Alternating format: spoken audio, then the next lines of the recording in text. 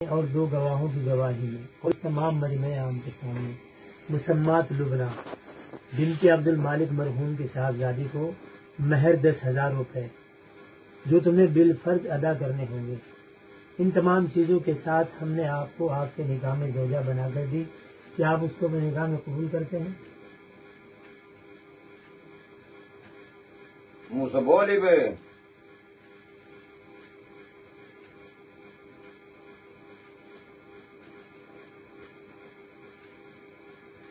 کہ آپ اس کو اپنے نکاح میں قبول کرتے ہیں؟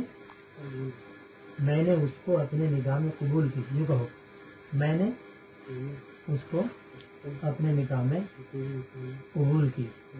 الحمدللہ رب العالمین والصلاة والسلام علی محمد النبی الکریم۔ اللہم صلی علی سیدنا مولانا محمد وعلی آل سیدنا مولانا محمد مبارک وسلم۔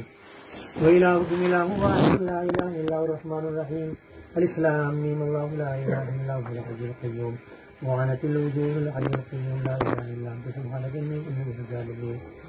اے اللہ تو اپنے فضل کا معاملہ فرما، اپنے کرم کا معاملہ فرما، دونوں جہان کی عافیت، دونوں جہان کا سکون اور دونوں جہان کی عزت ایک ایک ایمان والے کو عطا فرما۔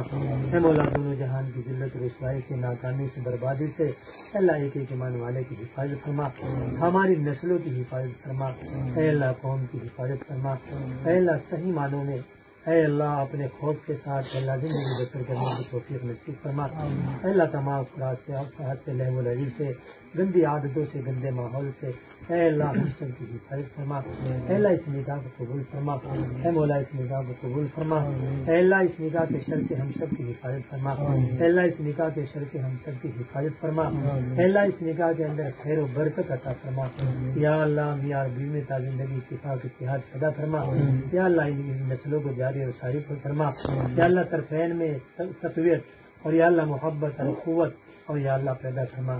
یا اللہ دلشداری میں تقویت پیدا فرما، اور یا اللہ ان کے دلوں کا خلق و شر یا اللہ ختم فرما۔